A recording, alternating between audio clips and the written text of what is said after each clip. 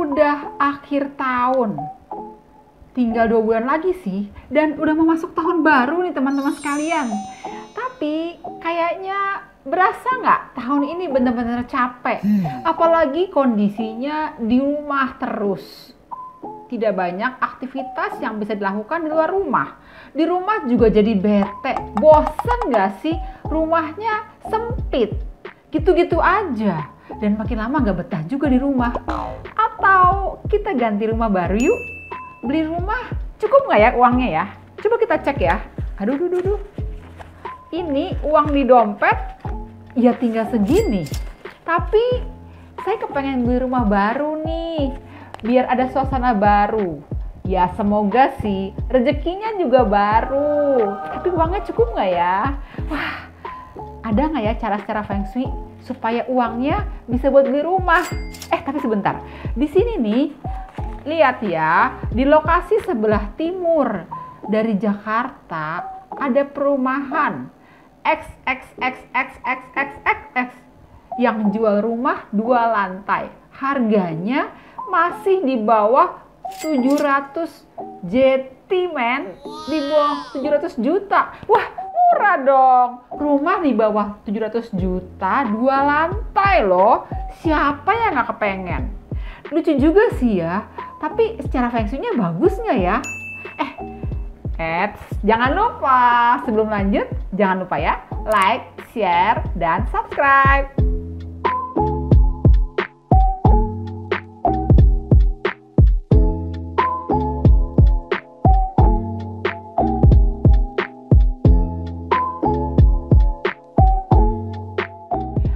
Halo teman-teman sekalian, apa kabar? Gimana kondisi kamu sekarang? Tinggal 2 bulan lagi nih, menutup tahun baru 2021. Mestinya kamu harus punya resolusi nih. Dan harapan saya sih, kalau kondisi pandemi seperti ini terus, kamu mestinya sudah mulai berpikir nih, di mana tempat paling banyak kamu berada saat pandemi sekarang. Hayo coba, silakan ya. Yang mau share di kolom komentar di bawah ini. Dan pastinya sih menurut saya selama pandemi kita semua kan WFH, work from home, school from home, semua home. Jadi yang paling banyak itu adalah rumah, tempat kita berada hampir 24 jam. Nah, tapi ini kayaknya tahun kerbau lagi banyak masalah keluarga. Bete juga di rumah nih. Bosen, sempit, kalau kesel sama salah satu penghuni nggak bisa ngapa-ngapain deh. Akhirnya malas belajar, malas kerja. Aduh, pokoknya serba malas deh. Dan kayaknya kamu butuh rumah baru deh. Rumah yang bisa membangkitkan semangat kamu. Dan syukur-syukur sih bisa mendatangkan keberuntungan juga. Nah, namanya juga rumah. Coba ingat ya, bahwa rumah itu ibarat jodoh loh teman-teman sekalian. Jadi belum tentu nih orang yang punya banyak uang bisa beli rumah. Dan sebaliknya nih, orang yang gak punya uang belum tentu gak bisa beli rumah. Ini bener loh, misteri rumah. Jadi beli rumah itu ada waktunya atau jodoh-jodohan.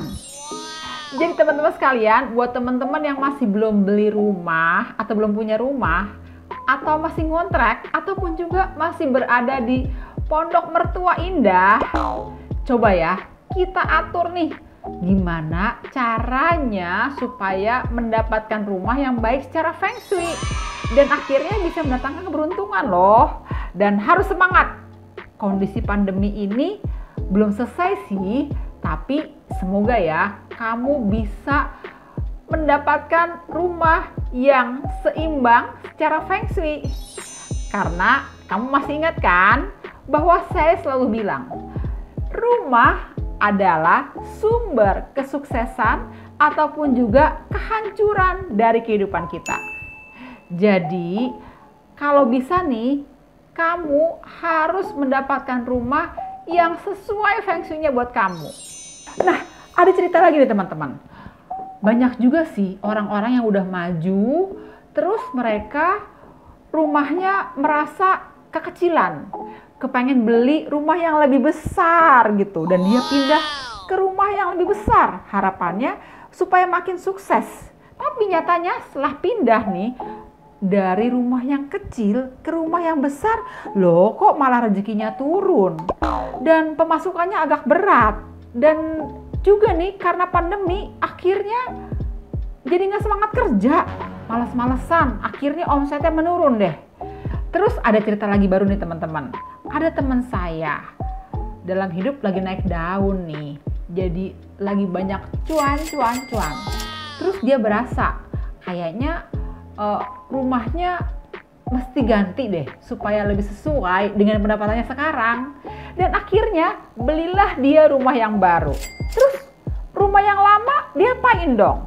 Kan rumah yang lama meskipun kecil, belum terlalu mewah, tapi sudah bisa mendatangkan hoki alias keberuntungan nih.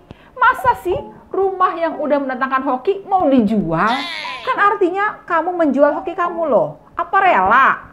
Nah sementara kalau teman saya ini udah pindah ke rumah yang barunya, akibatnya rumah yang lama yang buat dia hoki kan kosong. Masa dibiarin kosong begitu aja? Nanti lama-lama rusak dong. Aduh, pusing deh. Jadi harus gimana nih? Jual rumah bekas yang udah bawa hoki, atau juga rumah yang udah bawa hoki dipakein orang lain? Sayang juga, hokinya dikasih orang. Nah, ini dia nih teman-teman. Jadi sebaiknya rumah yang sudah membawa keberuntungan atau kesuksesan dalam hidup jangan dijual. Kalau bisa sih kamu pinjemin aja buat saudara kamu yang lagi mau menata hidupnya atau yang lagi berat. Syukur-syukur bisa lebih maju. Dan sebaiknya biar lancar rezekinya, saudara kamu juga ngontrak juga sih gitu. Kalau mau dijual hati-hati deh. Jangan sampai nyesel. Tunggu dulu sampai rezeki di rumah baru sudah stabil. Terus gimana nih buat kamu yang mau cari lokasi rumah secara feng shui yang bagus gimana ya? Nah, saya mau kasih tips ya. Jadi gampang banget sih. Kalau teman-teman mau cari rumah yang bagus secara feng shui, yang pertama kamu lihat adalah lokasi. Faktor lokasi tanah yang baik secara feng shui adalah tanah yang bersandar ke gunung melihat ke lautan. Apaan tuh? Kok bersandar ke gunung? Emang belakang saya ada gunung? Nah, dan melihat ke lautan apa artinya? Jadi artinya kalau bisa rumah kamu belakangnya harus sudah terbangun dan akan lebih baik lagi jika bagian belakang lebih tinggi daripada kita. Dan juga nih bagian depannya jangan sampai menghalangi kalian. Jangan sampai rumah di depan kamu itu lebih tinggi daripada kalian. Nanti jadi nggak enak secara feng shui. Dan ingat, kalau bisa juga tetangga kiri dan kanan itu adalah posisi naga dan macan. Naga di posisi kiri dan macan di posisi kanan. Sebaiknya naga lebih tinggi daripada macan. Ingat teman-teman, kalau nggak mungkin yang pasti kiri kanan kamu udah ada rumah gitu. Dan selain itu juga kita kembali nih teman-teman. Dalam feng shui, kalau mencari rumah yang bagus secara feng shui harus gimana sih? Ingat aja kata feng shui. Feng shui, angin dan air. Jangan lupa ya, di rumah itu harus ada aliran angin yang baik. Dan juga airnya nggak susah nih teman-teman sekalian. Sering banget saya ketemu teman-teman yang rumahnya bagus-bagus, tapi ternyata airnya susah. Bukan susah sih, kecil keluarnya. Nah itu juga pertanda feng shui-nya masalah sih. Dan angin itu bisa dilihat dari kondisi lingkungan sekitar. Kalau pohon-pohon bisa hidup, tapi tentunya jangan sampai nutupin ya. Berarti anginnya bisa mengalir teman-teman sekalian. Dan ada juga nih posisi pintu. Jangan sampai ya pintu utama rumah itu terhalangi oleh dinding. Sering banget rumah sudah bagus-bagus, di depannya ada tembok. Hati-hati. Jadi tembok ini bisa menghalangi rezeki kamu, atau artinya kamu juga nggak enak buka pintu, tidak bisa melihat ke lautan nih teman-teman sekalian. Dan berikutnya lagi, kalau bisa sih jangan sampai banyak pohon-pohon besar. Serem gak sih? Karena pohon besar itu biasanya berhawa dingin. Angin memang boleh, tapi jangan sampai angin tersebut dibawa dari pohon-pohon besar.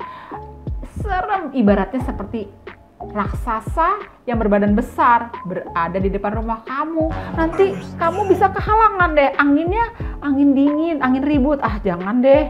Dan juga ada lagi nih, jangan sampai kamu punya lokasi dekat kuburan ataupun juga tempat ibadah ataupun pasar.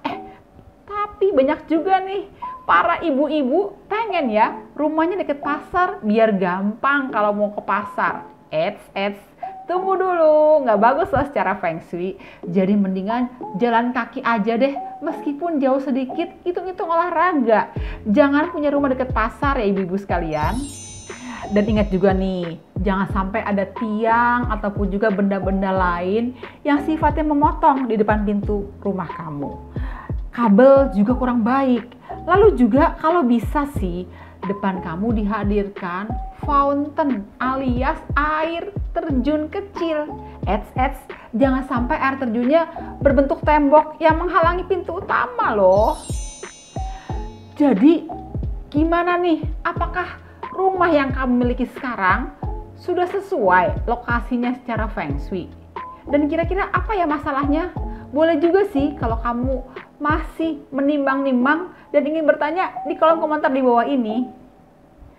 Dan kira-kira saat sekarang ini siapa aja sih yang sangat penting banget nih untuk masuk ke tahun baru 2022 ini untuk seimbang dalam rumahnya?